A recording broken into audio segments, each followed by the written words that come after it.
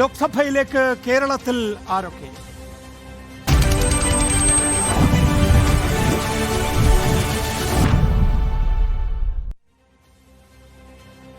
Mavelikkara Lok Sabha seat സുജിയ. Mavelikkara Lok Sabha സീറ്റിലേക്ക് വരുമ്പോൾ നമുക്ക് ഇപ്പോൾ എത്ര വീതമാണ് വോട്ട് വിഹിതം കയ്യിലുള്ളത് എന്നതൊന്ന് പരിശോധിക്കാം. മാവേലിക്കരയിൽ UDFന്റെ സിറ്റിംഗ് സീറ്റാണ്. കൊടിക്കുന്നിൽ സുരേഷ് കയ്യിൽ വെച്ചിരിക്കുന്ന പൊന്നുപോലെ പരിപാലിക്കുന്ന മണ്ഡലം. മാവേലിക്കരയിൽ UDFന്റെ കയ്യിൽ ഇപ്പോഴുള്ളത് 45.36% വോട്ടുകൾ. അത്രയുമാണ് കൊടിക്കുന്നിൽ സുരേഷ് സ്വന്തമാക്കിയത്. ആ കണക്കുകളിലേക്ക് നമ്മൾ നോക്കിക്കഴിഞ്ഞാൽ LDFനാകട്ടെ 39.06% മാത്രമാണ് കഴിഞ്ഞ തവണ നേടാൻ കഴിഞ്ഞത്. അതായത് 6% വോട്ട് വ്യത്യാസം അവിടെ നിൽക്കുകയാണ്. NDAയിലേക്ക് നോക്കിക്കഴിഞ്ഞാൽ 13.75%. ഈ വോട്ട് വിഹിതം ഇങ്ങനെ നിൽക്കുമ്പോൾ ഈ വോട്ട് വിഹിതത്തിൽ നിന്ന് എങ്ങനെയാണത് മാറി മറിയാൻ പോകുന്നത് എന്നതാണ് ഏറ്റവും ശ്രദ്ധേയമായ കാര്യം. കഴിഞ്ഞ നാല് തവണയും കൊടിക്കുന്നിൽ സുരേഷാണ്. അതെ, അതിൽ നിന്ന് എന്ത് മാറ്റമുണ്ടാകുമെന്നുള്ളതാണ് നോക്കേണ്ടത്. മാറ്റമുണ്ടാക്കാൻ ആരെ ഇറക്കുമെന്നുള്ളതാണ് നോക്കേണ്ടത്. 2004 CS സുജാത ജയിച്ചതിന് ശേഷം പിന്നീട് അങ്ങോട്ട് വിട്ട് കൊടുത്തിട്ടേ ഇല്ല. ഇക്കുറി അത് മാറുമോ സർ? തീർച്ചയായും മാവേലിക്കര കടുത്ത UDF അനുഭാവമുള്ള സീറ്റാണെങ്കിൽ തന്നെയും നോക്കൂ, 2019 ലോക്സഭാ തെരഞ്ഞെടുപ്പിൽ പക്ഷേ വലിയ തരംഗമുണ്ടായിട്ടും രാഹുൽ ഗാന്ധി അതുപോലെ തന്നെ ശബരിമല തരംഗമുണ്ടായിട്ടും വളരെ കുറച്ച് വോട്ടുകൾക്കാണ് കൊടിക്കുന്നിൽ സുരേഷ് അവിടെ നിന്ന് കരകയറിയിട്ടുള്ളത്. അതുകൊണ്ട് ഒരു ശക്തമായ മത്സരം 2024 പ്രതീക്ഷിക്കാം. അതുകൊണ്ട് തന്നെ 38,000 വ്യത്യാസമേ ഉള്ളൂ. 38,000 എന്ന് പറയുന്നത് ലോക്സഭാ തെരഞ്ഞെടുപ്പിൽ വളരെ ചെറിയ ഭൂരിപക്ഷമാണ്. അപ്പോൾ അത്രയും വലിയ തരംഗം ഉണ്ടായിട്ട് പോലും അത്രയും ചെറിയ ഭൂരിപക്ഷത്തിലാണ് കൊടിക്കുന്നിൽ സുരേഷ് വിജയിച്ചിട്ടുള്ളത് എന്നുള്ളത് കൊണ്ട് തന്നെ ഒരു മത്സരം സ്വാഭാവികമായും ഇത്തവണ ഉണ്ടാകും. ആ മണ്ഡലത്തിന്റെ സ്വഭാവം കൂടി നോക്കേണ്ടതുണ്ട്. ഒരു കാർഷിക മേഖല അല്ലെ, ഓണാട്ടുകര അടക്കമുള്ള പ്രദേശങ്ങൾ, കുട്ടനാട് സംവരണ മണ്ഡലമാണ്. സംവരണ മണ്ഡലമാണ്.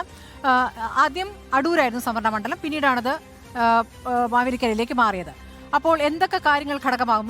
ഒരു ഘട്ടത്തിൽ നമുക്ക് കൊടിക്കുന്നിന് താല്പര്യമില്ല എന്നും മാറാൻ താല്പര്യപ്പെടുന്നു എന്നൊക്കെ നമ്മൾ കേട്ടിരുന്നു. അദ്ദേഹം ഇനി മത്സരത്തിനില്ല എന്നൊക്കെ കേട്ടിരുന്നു. പക്ഷെ നമ്മുടെ എതിരെ വന്നിരുന്നത് പ്രസ് കോൺഫറൻസിൽ അദ്ദേഹം പക്ഷേ ഉണ്ടാകുമെന്ന് തന്നെ പറഞ്ഞു അല്ലേ? അതെ, നമുക്ക് സ്ഥാനാർത്ഥി സാധ്യതാ പട്ടിക. പക്ഷേ അവിടെ നമുക്ക് PR പ്രവീണയ്ക്ക് നൽകിയിട്ടുള്ള അഭിമുഖത്തിൽ കൊടിക്കുന്നിൽ സുരേഷ് വളരെ ടഫ് കോമ്പറ്റീഷൻ നടക്കുന്ന മണ്ഡലമാണെന്ന് അദ്ദേഹം തന്നെ കൺസീഡ് ചെയ്യുന്നു. മാത്രമല്ല വളരെ ഇടതുപക്ഷത്തിന് നല്ല ശക്തമായ സ്വാധീനമുള്ള ഒരു ജില്ലകൾ, അതായത് ആലപ്പുഴ, പത്തനംതിട്ട, ഈ ജില്ലകളൊക്കെ ഉണ്ട് അതിനകത്ത്. കോട്ടയം ഉണ്ട്. മണ്ഡലമാണ്. അതെ, അപ്പോൾ ആ പേരുകൾ നോക്കാം. ഒന്ന് CA അരുൺകുമാറാണ്. LDFിൽ നിന്ന് കേൾക്കുന്നത് CA അരുൺകുമാറാണ്. CA അരുൺകുമാർ എന്ന് പറയുമ്പോൾ കൃഷിമന്ത്രിയുടെ അഡീഷണൽ പ്രൈവറ്റ് സെക്രട്ടറി അല്ലെ, AIYFന്റെ നേതാവാണ്. CA അരുൺകുമാർ മാത്രമാണ് മാവേലിക്കരയിൽ ഇപ്പോൾ CPI എത്തി നിൽക്കുന്ന ഒറ്റ പേര്. ഒറ്റ പേരിലേക്ക് എത്തി എന്ന് വേണം കരുതാൻ. അതെ, ഒറ്റ പേര്. ഇപ്പോൾ CA അരുൺകുമാറിനെ കുറിച്ച് പറയുകയാണെങ്കിൽ കർഷക ജാഥ, കർഷക മഹാസംഘം അതൊക്കെ മണ്ഡലത്തിൽ നടത്തിക്കൊണ്ട് അഡ്വക്കേറ്റ് കൂടിയാണ്. CA അരുൺകുമാർ ഇങ്ങനെ നിറഞ്ഞു നിൽക്കുകയാണ് മാവേലിക്കരയിൽ. കൊടിക്കുന്നിലിന് ഇത്തവണ കാര്യങ്ങൾ അത്ര എളുപ്പമാകില്ല എന്നുള്ളത് ഉറപ്പാണ്. അഖിലേന്ത്യാ ദളിത് റൈറ്റ് മൂവ്മെന്റിന്റെ ഭാരവാഹി കൂടിയാണ് അഡ്വക്കേറ്റ് CA അരുൺകുമാർ. NDAയിൽ നിന്നുള്ള പേരുകൾ, ഒന്നിലധികം പേരുകൾ, 3 പേരുകളുണ്ട്. അഡ്വക്കേറ്റ് പന്തളം പ്രതാപൻ, പന്തളം സുധാകരന്റെ സഹോദരനാണ് അതെ. അതോടൊപ്പം P സുധീർ, തഴവ സഹദേവൻ. കഴിഞ്ഞ തവണ അവിടെ BDJS ആയിരുന്നു മത്സരം. അതെ, തഴവ സഹദേവനായിരുന്നു സ്ഥാനാർത്ഥി. 2019 BDJS അവിടെ 1,33,546 വോട്ട് സ്വന്തമാക്കിയിട്ടുമുണ്ട്. 1.25 ലക്ഷത്തിനും ഇത് വോട്ട് ഷെയർ കൂടി. അതെ, നമുക്ക് അവിടെ നിന്നുള്ള വിവരങ്ങൾ നൽകാൻ ഇപ്പോഴുള്ളത് PR പ്രവീണയാണ്. പ്രവീണ, കൊടിക്കുന്നിൽ സുരേഷ് എന്ന പേര് ഏതാണ്ട് ഉറപ്പിക്കുകയാണ്. അപ്പുറത്താരായിരിക്കും എന്നുള്ള കാര്യത്തിലാണ് സംശയം. ഇപ്പോൾ ഇന്ത്യയിൽ നിന്ന് 3 പേരുകൾ കേൾക്കുന്നു. LDFിൽ നിന്ന് CA അരുൺകുമാർ ഏതാണ്ട് ഉറപ്പിക്കുകയാണോ? അങ്ങനെയെങ്കിൽ എന്താണ് പ്രതീക്ഷ എന്നുള്ളത് അറിയേണ്ടതുണ്ട്. അവിടെ ഈ മണ്ഡലത്തിന്റെ സ്വഭാവം, പ്രവീണ എത്തും, മണ്ഡലത്തിന്റെ സ്വഭാവം ഒന്നുകൂടി പരിശോധിക്കുമ്പോൾ അവിടെ കർഷക ആത്മഹത്യകൾ നടന്നിട്ടുണ്ട്. അതെ, അതൊരു പ്രധാന ഘടകമാകുമോ എന്നുള്ള ആശങ്കയുണ്ടെന്ന് തോന്നുന്നു.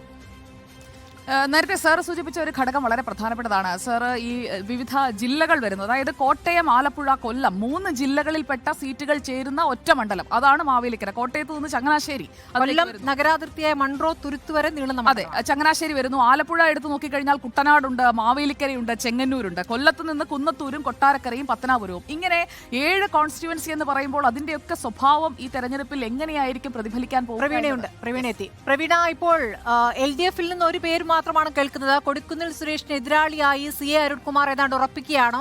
അപ്പുറത്ത് NDAയിൽ 3 പേരുകളും കേൾക്കുന്നു. എന്താണ് നമുക്കിപ്പോൾ നൽകാവുന്ന വിവരങ്ങൾ? കൊടിക്കുന്നിലിനെതിരെ ഒരു യുവത്വത്തെ കൂടി രംഗത്തിറക്കുകയാണ്. CA അരുൺകുമാറിന്റെ പേര് മാത്രമാണ് ഇപ്പോൾ LDFന്റെ പട്ടികയിലുള്ളത്. എന്തായാലും മത്സരം അത്ര എളുപ്പമായിരിക്കില്ല എന്നുള്ളത് തന്നെ കൊടിക്കുന്നിൽ സുരേഷിനും അറിയാം. അദ്ദേഹത്തിന് അവിടുത്തെ പൾസ് നന്നായി അറിയാവുന്നത് കൊണ്ട് തന്നെ ഇത്തവണ മത്സര രംഗത്തേക്ക് ഇല്ല എന്നുള്ള കാര്യം അദ്ദേഹം അറിയിക്കുകയും ചെയ്തു. പറഞ്ഞും പറയാതെയും ഒക്കെ പറഞ്ഞു പോയ ഒരു കാര്യമാണ്. അതിന് പല കാരണങ്ങളുണ്ട്. കാരണം മാവേലിക്കര ലോക്സഭാ മണ്ഡലം ഒരിക്കലും UDFന്റെ കുത്തക സീറ്റൊന്നുമല്ല. കഴിഞ്ഞ 3 തവണയായി കൊടിക്കുന്നിൽ സുരേഷ് തന്നെയാണ് ജയിക്കുന്നതെങ്കിലും അത് നിയമസഭാ മണ്ഡലങ്ങൾ നോക്കിയാൽ പോലും UDFന് അല്ലെങ്കിൽ കോൺഗ്രസിന് വ്യക്തമായ മുൻതൂക്കം ഉള്ള ഒരു സ്ഥലമല്ല. മാത്രവുമല്ല അവിടെ വളരെയധികം പ്രശ്നങ്ങൾ പാർട്ടിക്കുള്ളിൽ തന്നെ പ്രശ്നങ്ങളുണ്ട്. സംഘടനാപരമായ വീഴ്ചകളും പിഴവുകളും ഒക്കെയുള്ള ഒരു സ്ഥലമാണ്. അതൊക്കെ കണ്ട് തിരിച്ചറിഞ്ഞിട്ടാകണം ഒരുപക്ഷെ പുതിയൊരു മുഖം അവിടേക്ക് വരുമ്പോൾ അതിനെ ഭയന്നിട്ടുകൂടി ഒരുപക്ഷെ തോൽവി എന്നുള്ളത് 3 വർഷം തുടർച്ചയായി മത്സരിച്ച് ജയിക്കുന്നു, തന്റെ സ്ഥാനം ഇനിയിപ്പോൾ അവിടേക്ക് പോകാനാകില്ല എന്നുള്ളൊരു ഭയം കൂടി കൊടുക്കുന്നതിൽ ഉണ്ടാകണമെന്ന് തോന്നുന്നു. അതുകൊണ്ടാകണം ഒറ്റപ്പേരിലേക്ക് LDF എത്തുമ്പോഴും ഈ സിറ്റിംഗ് MP-മാർ മത്സരിക്കാൻ ഇറങ്ങണമെന്ന് പറയുമ്പോഴും ഒരു ആശങ്കയിൽ കൊടുക്കുന്നിൽ സുരേഷ് തുടരുന്നത്.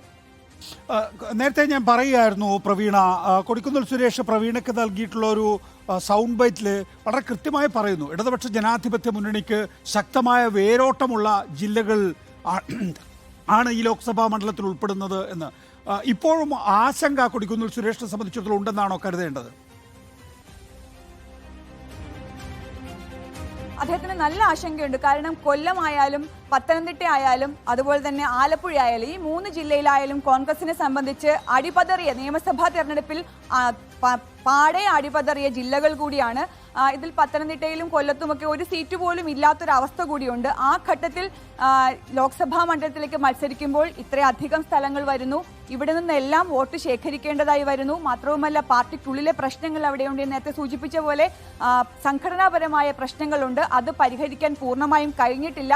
സർവേകൾ അത് നേരത്തെ പ്രാഥമിക ഘട്ടത്തിൽ പാർട്ടി നടത്തിയ സർവേകൾ പോലും അനുകൂലമല്ല. ഈ ഒരു സാഹചര്യത്തിലാണ് അദ്ദേഹം അവിടുത്തെ മണ്ഡലം പ്രസിഡന്റുമാരെയും ബൂത്ത് കമ്മിറ്റികളെയും ഒക്കെ വിളിച്ച് എങ്ങനെയാണ് കാര്യങ്ങളെന്ന് ആരാഞ്ഞിരുന്നു. പക്ഷെ അതിൽ പോലും അദ്ദേഹത്തിന് വിജയപ്രതീക്ഷയിലേക്ക് നയിക്കുന്ന ഘടകങ്ങൾ കുറവാണ് എന്നുള്ളതാണ്.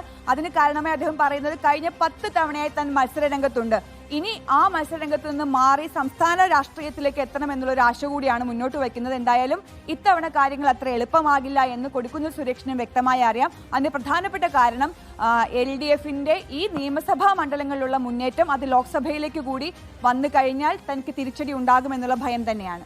റൈറ്റ്, VR പ്രവീണയാണ് അതിൻ്റെ വിശദാംശങ്ങൾ നൽകിയത്. UDFൽ നിന്ന് കൊടിക്കുന്നിൽ സുരേഷിനെ തന്നെയാണ് പരിഗണിക്കുന്നത്. സിറ്റിംഗ് MP-മാരെ വീണ്ടും മത്സരിപ്പിക്കുക എന്നുള്ളതാണ് UDFന്റെ പ്രഖ്യാപിത നയം. LDFൽ നിന്ന് CA അരുൺകുമാർ എന്ന ഒരൊറ്റ സ്ഥാനാർത്ഥിയിലേക്ക് CPI ചുരുങ്ങിയിരിക്കുന്നു എന്നുള്ളതാണ്. NDAക്കാണ് ഇപ്പോൾ 3 സ്ഥാനാർത്ഥികളുടെ പേരുകളുള്ളത്. Advocate Pandalam Prathapan, P. സുധീർ, ഒപ്പം തന്നെ തഴവ സഹദേവൻ.